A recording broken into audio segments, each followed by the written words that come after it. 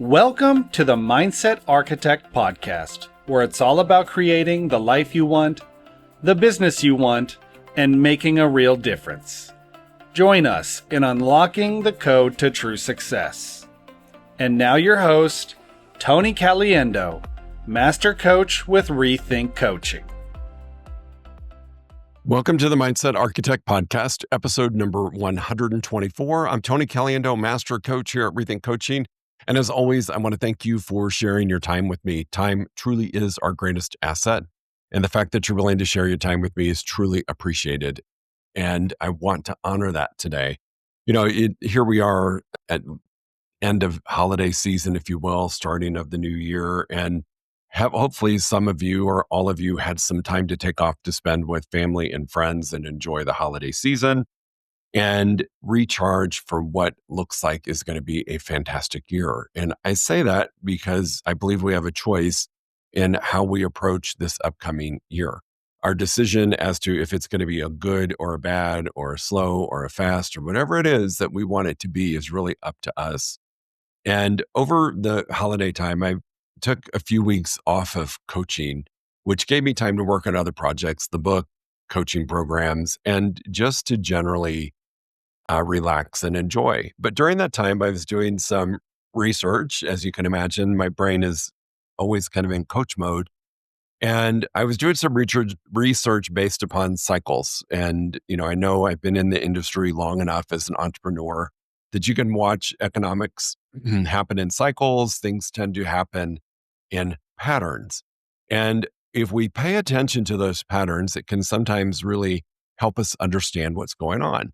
And I stumbled upon an article and caused me to do a bit more research on this. So today I want to talk about something that's really important. And I want to ground this conversation.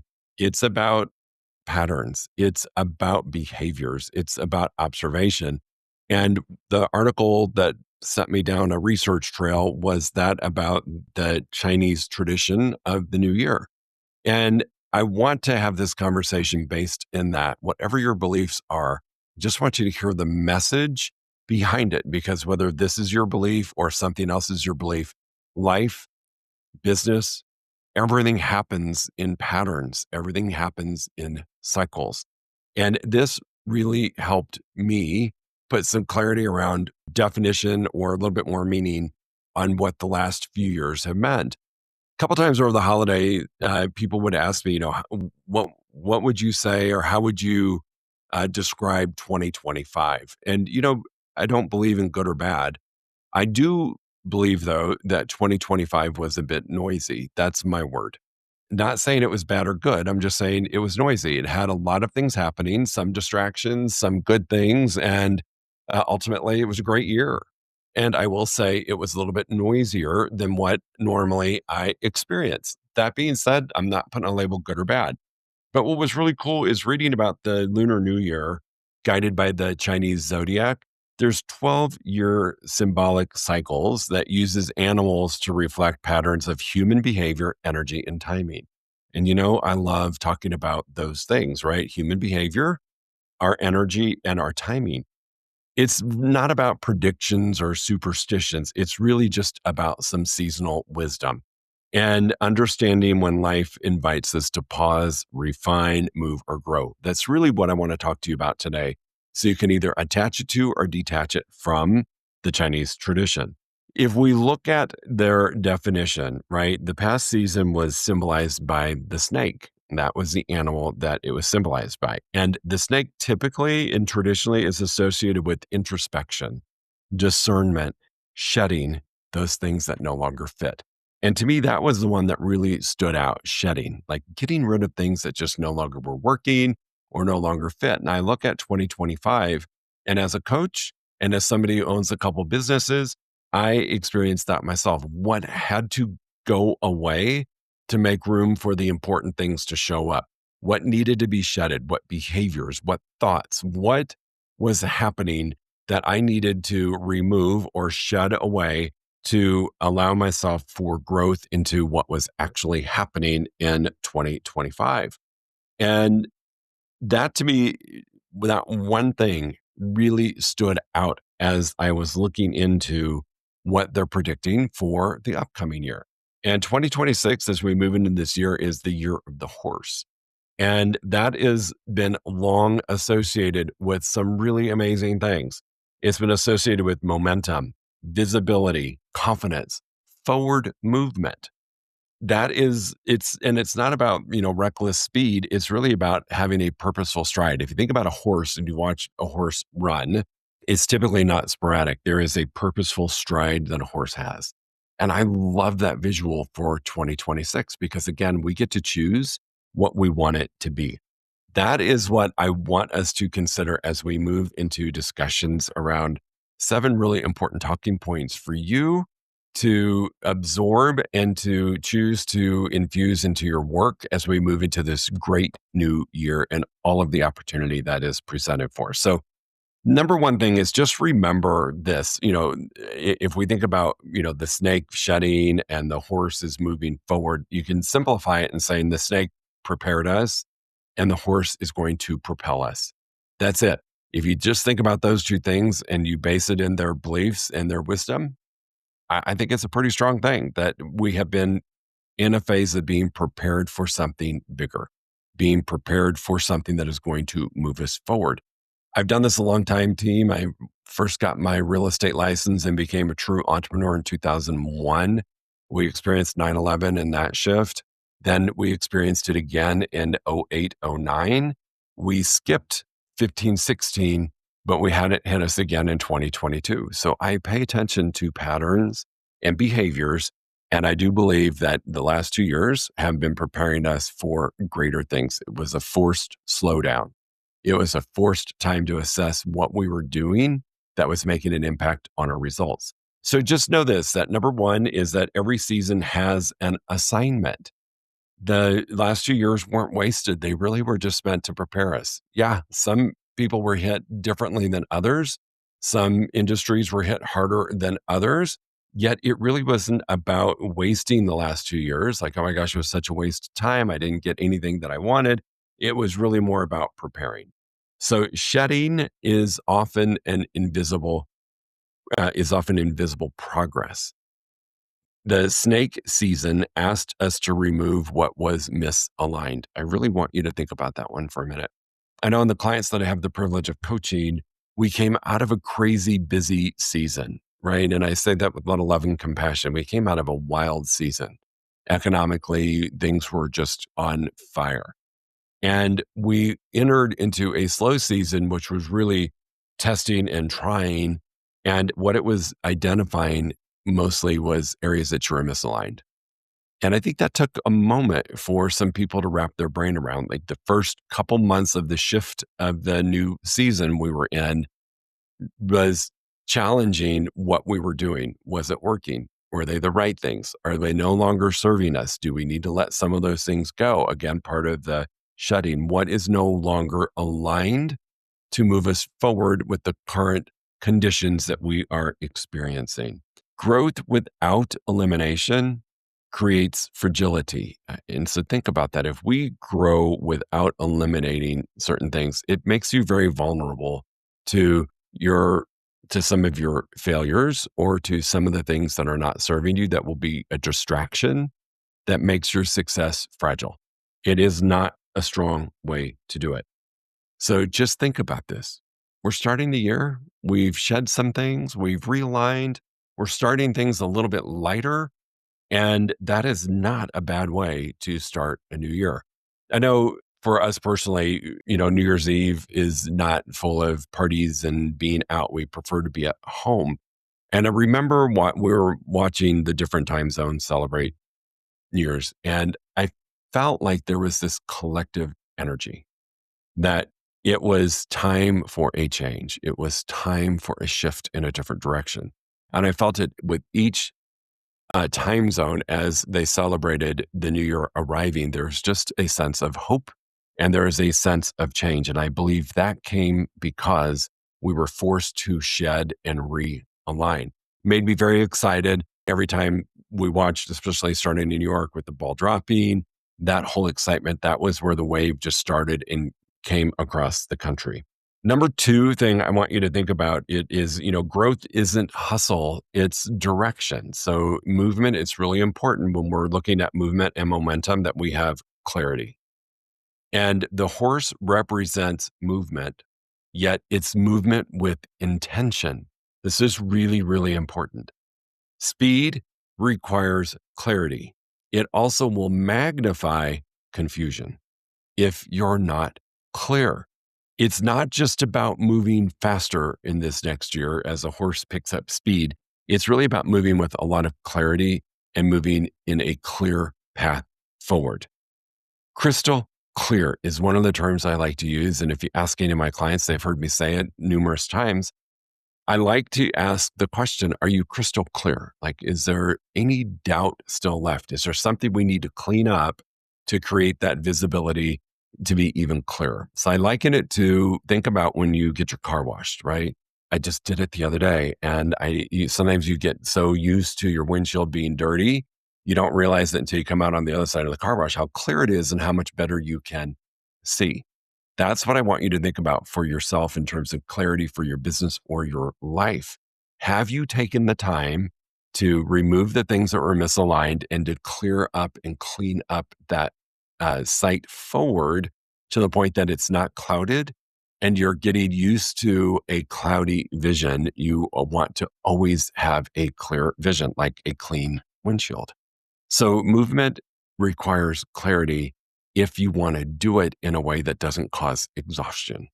When you're just moving for the sake of moving without clarity, without purpose, without a clear vision, you're going to be exhausted because you're doing a lot of activity that's taking a lot of energy that is not serving you, yet we do it sometimes out of habit. We do it because it's what we've always done. Yet if you're looking at 26 in a way of moving with intention, you are going to have to honor the things that you're leaving behind. It's part of the movement. Number three thing to think about is strength requires structure. For the entrepreneurs and leaders that I have the privilege of working with, it is all about structure, systems, and constraints. That is something that sometimes as entrepreneurs we don't like, yet it's really, really important.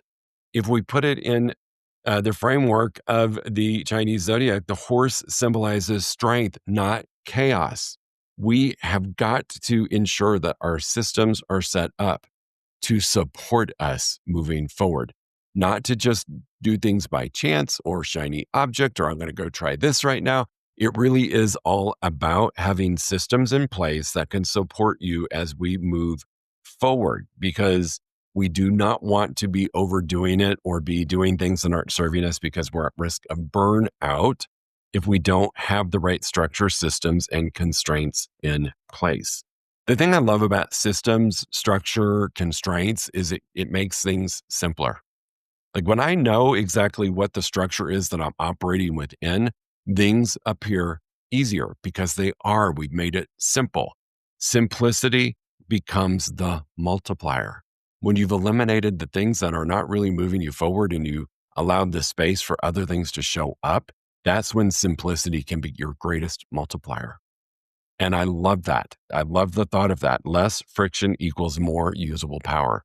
So as you're eliminating the things that aren't serving you, you're removing some of the friction, and that will realign your power in the area that you need it. Strength is not proven by force, it's proven by control. And the only way you're going to have control as you move into a year of growth is making sure that you've got the right systems, constraints, and structure in place to support you, your business, your life, your team, whatever it is that we're looking at changing as we move forward. The number four thing is confidence comes from capacity, not pressure. So growth responds to readiness, not force. Are you prepared? Do you have a business plan? It's funny. People will ask sometimes, what is your, New Year resolution? And some people say, oh, I don't believe in resolutions. And I'm okay with that. If you don't, you don't. That's great. Yet, do you have a business plan? Because that allows you to be ready. And honestly, a business plan is really exactly what our resolutions are. A business plan is just a resolution because it's a commitment to do something different in the upcoming year. So growth responds to readiness, not force. You can't force it if you're not prepared. If you don't have systems in place, you don't have a business plan with strategies in place, you don't have that stuff that allows you to be ready, you're going to want to force growth, and that will not work. It's resistance at its greatest, and it will cause frustration, anxiety, disappointment. So think about the place that you're in. Are you ready? What's your mindset? Or do you have the belief and the thinking in alignment that your 2026 is going to be the year that you want it to be? Years ago, there was a book written about manifesting, and some people thought all you had to do was say something and then the universe would deliver it. Well, that's part of it, right? We've got to get our mindset in the right place, but then we also have to be willing to show up and do the work. And that is really created by being prepared and being ready, because we cannot force progress. We can't. It's not sustainable if we're forcing it. So don't pressure growth. Be confident in your internal capacity. And the way you're going to build that confidence is by your identity, your beliefs, and your thinking. Are they in order? Is your mindset in order to support the growth and the confidence that's going to help you move down into a really powerful 2026? Pressure chases outcomes. Capacity attracts them.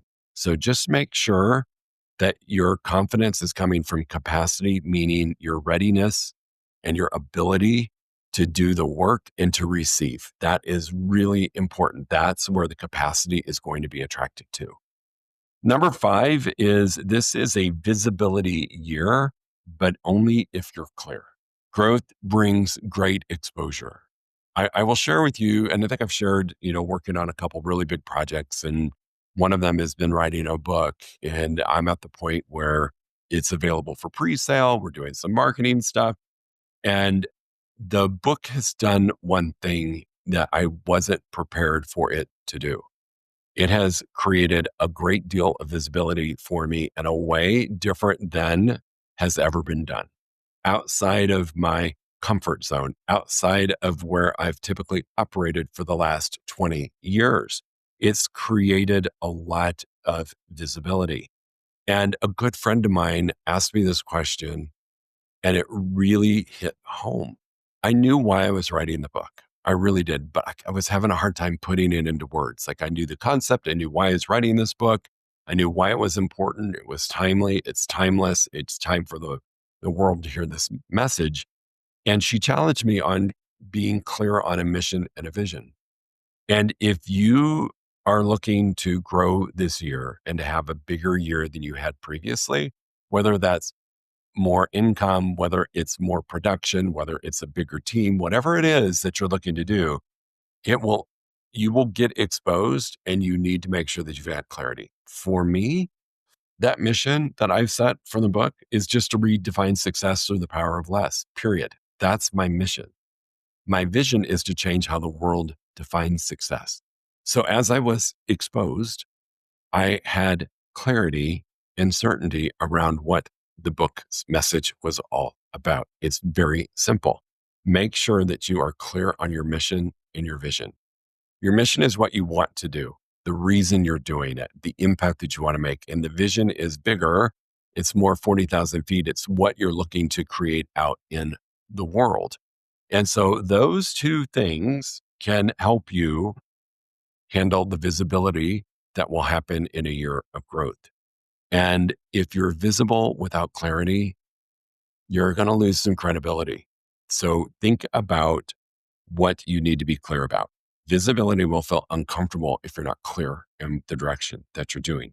Clarity creates calm under observation. So I've been asked a lot, why'd you do this? What are you doing this book for? Why is this important to you? And if I didn't have the clarity and I wasn't clear, those questions would have been really hard to answer. I would have stumbled. And I got to be honest, in the beginning, I kind of did. When I first said I was writing a book, people would ask me, and I stumbled a little bit until I became clear on mission and vision. This is a year when you're looking at being clear and having clarity. This is the year to know who you are and what you stand for.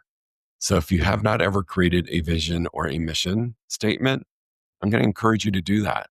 It brings about abundant clarity, and it helps when people are questioning or asking you exactly what you're doing and you're showing up. And if you can't answer it, they walk away and you've missed your opportunity to identify your place in the world. So growth without identity leads to delusion. And that's really important. It will dilute your position in your place in the world, in your existence. Visibility is a gift, and let clarity lead you in that growth. Number 6 thing to talk about with you is energy management must replace time management. Growth is not about doing more. It's about the power of less. And I'm watching, I think it's so fun how this is tied into my mission, right? To redefine success through the power of less. Growth isn't about doing more. And that's how we've been conditioned. If I want to be successful, I need to do more. If I want a better life, I need to do more. I need to do more strategies, more actions, more of the activities that I think are going to get me to success when there's a lot of power in doing less. And I don't mean we're reducing our goals. What I mean through the power of less is we're letting go. Back to that first point, we're letting go of the things that are not aligned with us anymore, which creates a void and a space for the right things to show up. So energy management is really important. It's not about suffocating yourself with doing more for the sake of doing more. It's really about when you create the space of less or use the power of less, it's allowing you to do the right more. That's really important. That will shift your energy. This was a big change for me, and this happened years ago. And I had a great coach who was helping me do just that, clear the space of the noise, clear the space of the things that weren't really moving me forward. I don't love to say the word, they weren't serving me, but a lot of people are familiar with that. It just wasn't working for me in the way that I wanted it to, yet I was in this habit of, if I was going to be successful, I just had to do more and do more, even if it wasn't working, because something's going to happen if you just do it. And the moment I let that go and I focused on what brought me happiness and joy and results and gave my energy there, and that's where I did my energy management, the goal ceiling was blown away. I cracked through that ceiling that I kept hitting year after year after, kept having the same year over and over and over. And when I allowed my energy management to go to the right more, everything changed. So energy management is more important than time management. Now, time management, calendar, that stuff is important, but first you got to get your energy management in place. So think about it. Don't just jump into doing more, jump into managing your energy. Clean calendars, so removing the things that are not moving you in the right direction, will support growth. Clean growth that you're actually going to enjoy. I believe we all have the right to that as human beings, entrepreneurs, leaders, executives, whatever you are in life, mom, dad, parent, sibling, spouse, whatever, that we've got the right to enjoy our growth and have it be clean growth that we enjoy as we move forward. The last thing is know that growth is a choice, not a default. All right. The new year doesn't guarantee growth, but your decisions do. Just because, if we lean into the zodiac sign here and we say, okay, it's really the year of growth and it's the year of the horse, and it's going to be amazing, and I don't really have to do anything. It's just going to happen because that's the sun, the moon, the stars are all aligned for growth. That's not how it works, right? A new year doesn't guarantee growth. Your decisions about what you're going to do will make the difference. You can't wish it. If it were that way, we would all be happy, content, making a lot of money, enjoying the life that we've built. If we could just wish it, you must take action. And that's where the decisions are going to make a difference as to if you have growth or not in this upcoming year. Growth requires your conscious participation. This is part of that business plan. This is part of the strategies that you created. That is conscious participation. You wrote it. If you haven't, please write one. You wrote your plan. Now participate with it. The clearing's already happened. According to the Chinese zodiac, we had 2 years of clearing, right? Last year was definitely a year of clearing, the year of the snake shedding, snake sheds its skin. We shed. So the clearing has already happened. What you carry forward with you is going to define the year. And my hope for you is that you're only carrying forward the activities that support your growth, that you've eliminated, got rid of the things that are out of alignment with your core values as a human being and a business owner. Intention will be more important right now than recovery. Let it go, move into the year with intention, and you're going to recover a lot quicker. It will happen automatically versus having to force a recovery.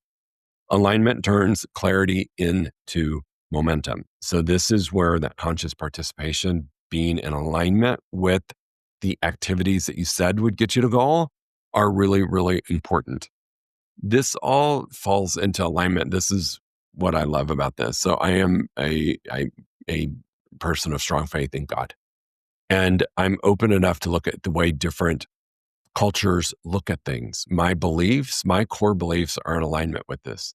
I may not call it the year of the horse or have referred to my last year as the year of the snake, right? That's not what I looked at it as. But when I look at the core values or the definitions of what this culture is identifying for the last year and the upcoming year, it's pretty in alignment with the beliefs that I have. It's just said differently. It's like speaking a different language. We're saying the same thing, just using different words. I want you to really think about 2026. And I want you to think about the fact that the last 2 years was a season. I've been through it before. We call it a shifting market. You can call it whatever you want. It was a cleansing. And we were forced to let go of a lot of things. If you didn't willingly do it with intention, the universe, God, whatever you believe in, had a way of forcing it to happen.